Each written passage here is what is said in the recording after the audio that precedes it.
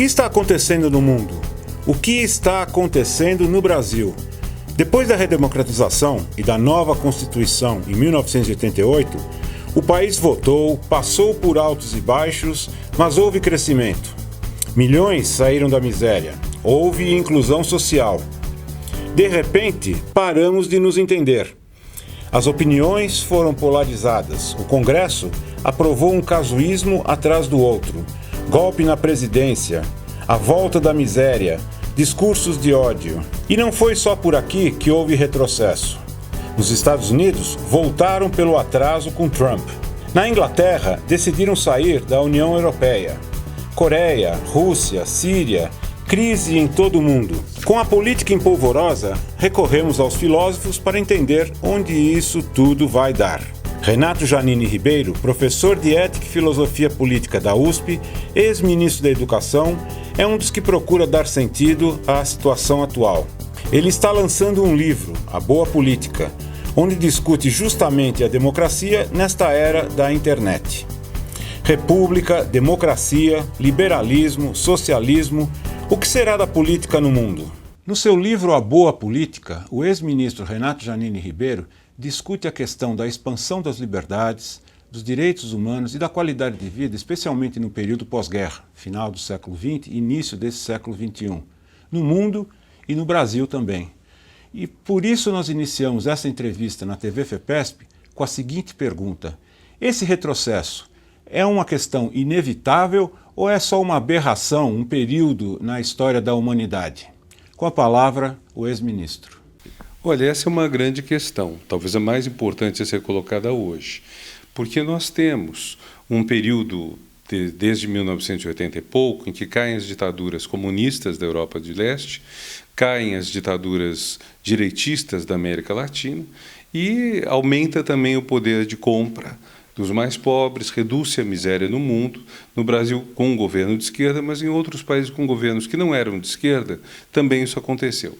Então parecia que havia uma consolidação da democracia, e de uma democracia que não são apenas palavras, apenas liberdades de classe média, de elite, no sentido de liberdade de expressão, mas que afetavam a própria inclusão social, o próprio direito a escapar da miséria, a tornar a própria pobreza uma coisa obsoleta, como aconteceu em vários países da Europa Ocidental e da América do Norte, em que não só a miséria acabou, mas a pobreza também foi extremamente reduzida. E parecia que era esse o caminho. Creio que no Brasil o momento em que isso parecia bem consolidado foi 2013, quando teve as manifestações que davam por princípio que estava consolidada a democracia, que eu chamei de primeira agenda democrática do Brasil, consolidada a estabilidade monetária, que eu chamei de segunda agenda, e a inclusão social, a terceira agenda, como eu chamei, estava bem adiantada, tinha crescido muito com o governo Lula e continuava com o governo Dilma. E aí as manifestações de rua, elas propugnavam o que eu chamei de quarta agenda democrática do Brasil, que era a melhor qualidade dos serviços públicos, transporte coletivo, que foi por onde tudo começou, educação, saúde e segurança. Porque um problema grande que muita gente sente no país, é um problema que afeta sobretudo a classe média, na verdade, é que você paga impostos para ter segurança pública, saúde pública, educação pública, transporte público, e depois você tem que pagar uma segunda vez, pagando um seguro-saúde, pagando uma escola privada, pagando um vigia no condomínio ou na rua e comprando um carro. Então, essa sensação de um fracasso do Brasil na prestação de serviços públicos é o que suscitou, a meu ver, a força das manifestações de 2013, mesmo que depois tenham sido sequestradas por uma pauta direitista. Então, tudo parecia apontar para, vamos dizer, um momento em que o Brasil consolidava a sua democracia, e a mesma coisa se via no mundo afora. Depois disso tivemos Trump, nos Estados Unidos, uma surpresa terrível. Depois deles terem o primeiro presidente negro, eles têm um presidente que está na beira do fascismo, quer dizer, não é fascista, seria um absurdo dizer esse termo, mas é alguém de extrema direita, extremamente despreparado, levando uma agenda perigosíssima para o mundo. Teve o Brexit, teve a queda da presidente Dilma com a assunção ao poder por um grupo de pessoas que é extremamente pouco respeitado, E vários elementos desses aconteceram em outros lugares.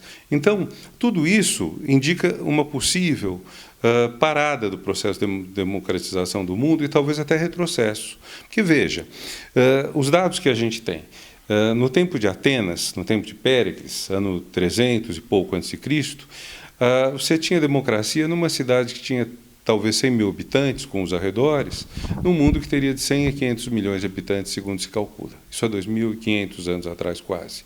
Então, 0,1% da população mundial, 1 por 1.000. Nós chegamos a um ponto que metade da população mundial estava em regimes democráticos, regimes com liberdades políticas, liberdades pessoais. E retrocedemos. Agora, se a gente olha numa escala dos últimos 500 anos, há um constante avanço dos direitos. Esse avanço ocorre, você vai abolindo tortura, vai garantindo processos mais justos, depois eleição popular dos governantes, direitos das mulheres, ataques ao preconceito racial. Tudo isso, em 500 anos, você vê que evoluiu, mesmo tendo longas paradas. Eu creio que nós vamos retomar o avanço democrático. O problema é quando. E no seu livro, o senhor tem uma declaração que eu vou ler aqui. Tivemos um avanço da democracia do país nos últimos 30 anos, mas esse avanço encontra hoje uma dificuldade grande. Entretanto, isso não significa que tenha acabado, como o senhor disse, pois há expectativa de retomarmos esse avanço. Está difícil manter a esperança por aqui nesses últimos tempos. A esperança ainda é um motor de reversão das crises? A esperança é muito importante, mas mais importante do que isso é a gente ter propostas que sejam importantes para o país. Você veja, na eleição de 2014, que não é tema do meu livro, mas na eleição de 2014, a Dilma defendeu a continuação das políticas de inclusão social, mas já estava a economia em crise.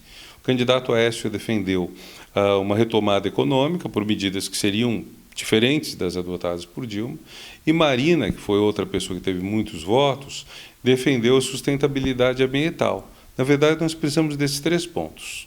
A economia entrou em recessão, isso torna impossível a expansão dos programas sociais. Uma coisa que a esquerda tem que ter muito claro é que sem uma expansão constante do PIB nós não vamos conseguir fazer a inclusão social.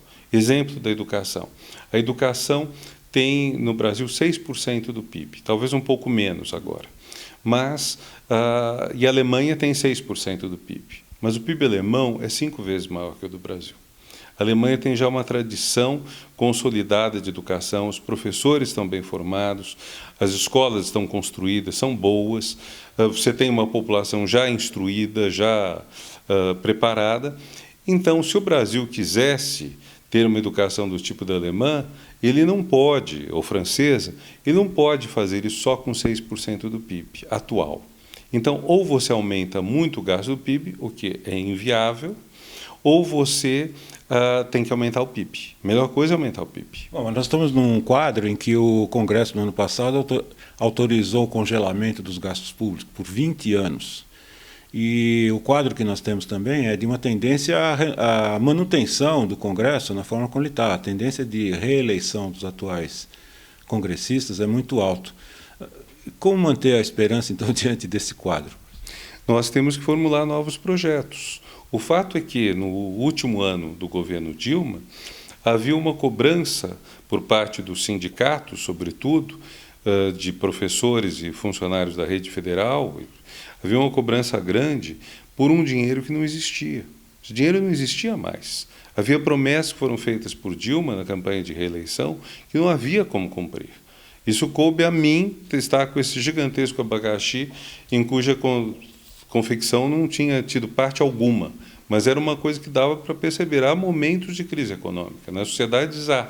Se não tivesse havido, vamos dizer, essa destruição política do país, se não tivesse havido a campanha da oposição para tirar a Dilma, não tivesse havido a inabilidade política da Dilma, não tivesse havido a falta de apoio político da esquerda ao governo da época, governo de Dilma, talvez nós tivéssemos abreviado essa crise, porque um ano de crise, depois de 12 anos de avanços, de prosperidade e dinheiro bem aplicado, um ano de crise não deveria permitir que destruísse tudo isso. Agora, também o tipo de discussão política que nós temos no Brasil. Estamos conversando com um filósofo que acredita que a filosofia pode ser um motor para impulsionar as mudanças sociais. Ao mesmo tempo, me parece que no Congresso que nós temos hoje, que é quem decide grande parte das mudanças, não há uma discussão embasada em questões filosóficas ou em desenvolver o pensamento brasileiro, mas sim em casuísmos, em negócios de ocasião. Como enfrentar isso? Bem, olha, o que a gente não pode fazer é entrar no jogo da mídia. A mídia apresenta a política brasileira como se transcorrendo na Praça dos Três Poderes, Executivo, Legislativo, Judiciário, e mais na grande mídia, por exemplo, Globo News. Para uma boa parte da mídia, esse é o espaço que se discute a política. Eu acho que uma das questões que eu coloco no meu livro, que eu acho particularmente importante, é a questão da democracia. Quer dizer, democracia é um termo grego que vem da ideia do poder do povo, e é curioso, muito pouca gente comenta o que eu vou dizer, que é que na Grécia o poder do povo era entendido como poder dos pobres. Tanto que o termo para quem exerce o poder na democracia, poloi, o que vai dar no nosso poli, e na expressão poliarquia, que alguns usam como sinônimo, mais ou menos, de democracia, quer dizer os muitos, e hoje é usado na crítica norte-americana, e sobretudo inglesa, como sinônimo dos pobres, do vulgo, da populaça. E esse termo é um termo muito interessante, porque a crítica à democracia que acontece em vários pensadores gregos é uma crítica de dizerem eles que, havendo democracia, os pobres vão querer tirar os bens dos ricos. Então, esse é um medo que existe entre os gregos, entre os atenienses contrários à democracia. Eu acho que isso é significativo, que a ideia original de democracia inclui o elemento social. A visão predominante na teoria política, na ciência política também, é que a democracia foi política, assim, eleições, etc., e só no final do século XIX, século XX, começa a entrar uma agenda social. O que eu sustento é que, desde a Grécia, você tem uma democracia que é entendida como política e social. O que houve foi que, na modernidade, se cortou isso. Então, quando as pessoas pensam que a modernidade está fazendo um grande avanço ao incluir o social está desde o começo na democracia, desde o começo grego, pelo menos. Então, quando nós pensamos a política, nós temos que ver cada vez mais a população de baixa renda, a população historicamente discriminada, perseguida, ela não cada vez mais está recusando esse papel subalterno. E essa recusa passa por muitos caminhos. Por exemplo, os rolezinhos do começo de...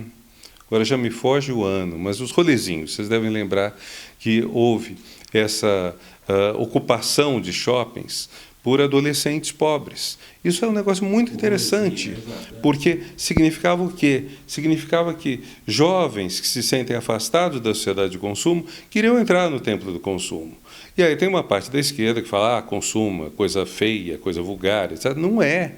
Quer dizer, para um jovem pobre, ter um tênis de marca, um tênis que ele vê, que dá prazer, outras coisas que dão prazer, isso é muito importante. E a sociedade brasileira, ela dá uma importância muito grande, mais até do que outras, ao prazer, talvez até excessiva.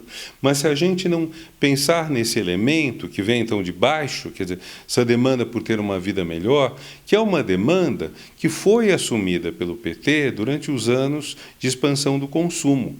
E a expansão do consumo com o Lula, continuando ainda no começo do governo Dilma, ela não era uma coisa que eu chamaria apenas consumista. Porque havia muito consumo que é direito humano que estava represado. Você ter uma roupa melhor, ter um sapato melhor, comer carne. Isso não é... É uma forma de inclusão também. É uma forma de inclusão, claro. Aí tem outras discussões, vegetarianismo, etc. Mas estou falando a ideia de ter uma vida melhor, que te dê mais prazer.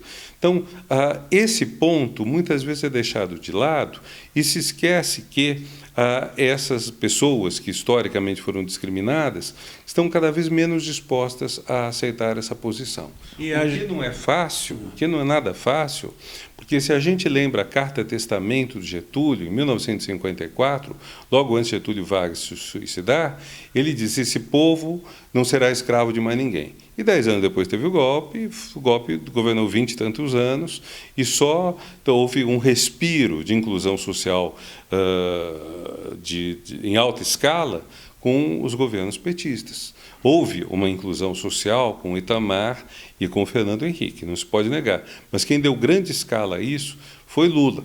E hoje a gente vê um retrocesso e vê a sociedade meio pasma, bestializada, sem saber o que vai fazer. Então, essa é uma questão grave. Só que acho que o gênio saiu da lâmpada, e não é muito fácil colocar o gênio de volta na lâmpada.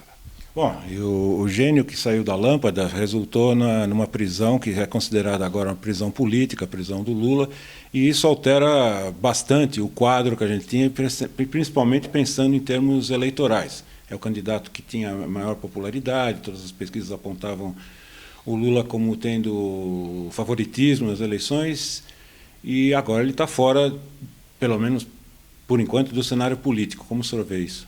Bom, quando eu falei gênio saiu da lâmpada, eu queria dizer as demandas populares saíram da lâmpada. Não, quer dizer, as demandas populares estão aí e vai ser difícil calar a boca de todas as pessoas quanto às demandas.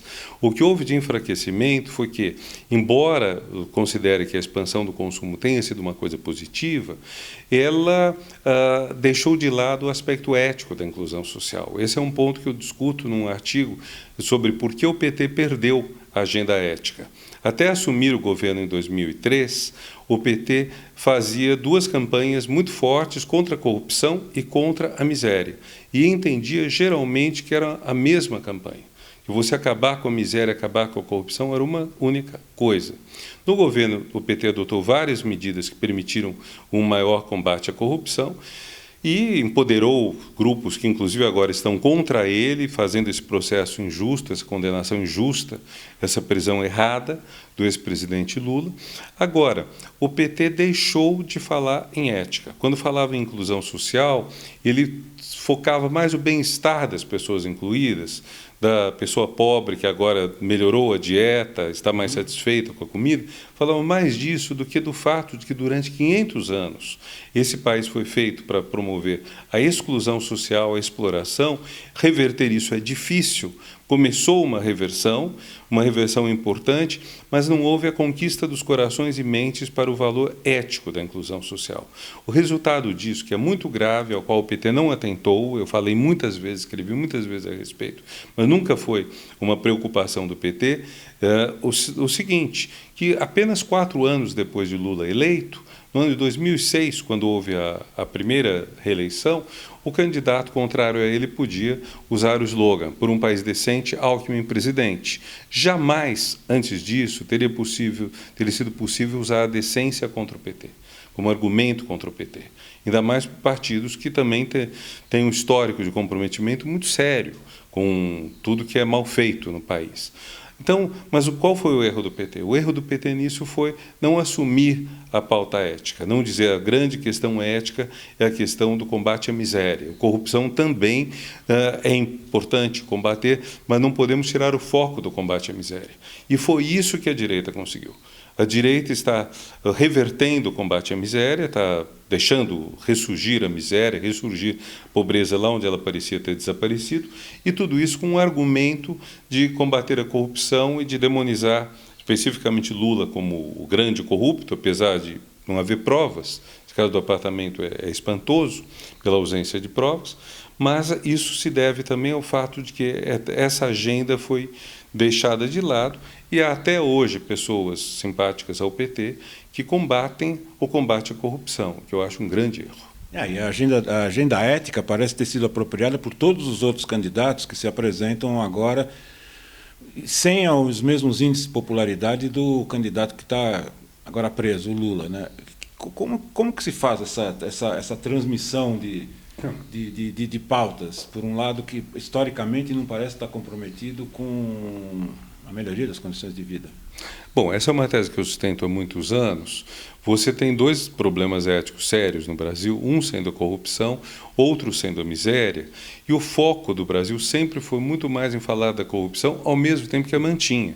Se você olha os escritores do período colonial brasileiro, você vê que a grande crítica que eles fazem aos governantes, governador geral, governador de capitania, é serem eles corruptos. Então, exemplo, Fanfarrão Minésio, no século XVIII, etc.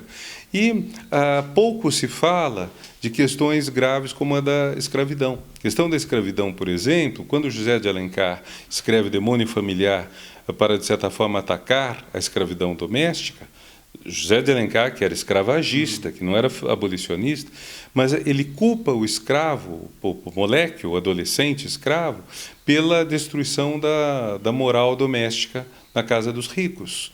Então, quer dizer, a escravidão, o escravo é culpado, não é a escravidão que é errada, é o escravo que é errado. Então, você tem uma história longa no Brasil de minimizar a questão da escravidão e depois da miséria e fortalecer a questão da corrupção, ao mesmo tempo que nada se faz, ou pouquíssimo se faz para superá-la. E isso é extremamente entranhado na sociedade brasileira. Quando existe uma crise de governo, por exemplo, quando falta dinheiro, caso da Dilma, antes disso, caso do segundo mandato de Fernando Henrique, antes disso, o colapso da ditadura militar, a longa agonia da ditadura militar. Todos esses casos, a grande acusação é: ditadores são corruptos, Fernando Henrique é corrupto, Dilma é corrupta. É a grande acusação. A ideia de que esteja havendo uma crise mundial, como houve em vários desses casos, ou que a política adotada pelo governo foi errada, mas não necessariamente desonesta, isso não existe, não passa na cabeça. Bom, e tem uma discussão que circula bastante no meio acadêmico, que é que parte disso é uma herança do patrimonialismo que a gente teria herdado dos portugueses, de viver na cola do Estado, se aproveitando de políticas públicas. E tem um autor que nós entrevistamos num outro programa da TV FEPESP, o Gessé de Souza, que num livro recente, A Elite do Atraso, diz que não é bem por aí. O que realmente orienta essa política, essa visão política, é o ódio ao pobre. É uma discriminação que vem também desde o tempo da escravidão e que permanece na nossa sociedade hoje, mesmo com os rótulos de inclusão social e tudo mais. O ódio ao pobre, como que o senhor... Bresser Pereira tem uma frase que acho muito boa, que é: luta de classe no Brasil é uma luta contra o pobre. Quer dizer, não é uma luta de classes, vamos dizer, que o pobre está contra o rico contra o pobre. É um ódio, uma perseguição ao pobre, uma aversão aos negros, no sul do país, às vezes aos nordestinos. Você tem esse elemento muito forte. E o que me parece muito importante é que quando você tem a ideia de democracia, quando você fortalece a democracia é o regime em que os pobres vão querer ter mais audiência. Quer dizer, se você tiver um regime que a maior parte da população decide, a maior parte geralmente é mais pobre do que a média. Então, e a maior parte vai querer justamente melhorar de nível, vai querer ter um dinheiro suficiente para fazer as coisas dela. E aí, acho que uma das falhas, às vezes, é não perceber que a melhora não está apenas, vamos dizer, em ter habitação, educação, saúde, vamos dizer, as pautas nobres, que são necessárias, que estiveram focadas nas manifestações de 2013. Mas ter a vida melhor, sobretudo para os mais jovens, é ter o prazer.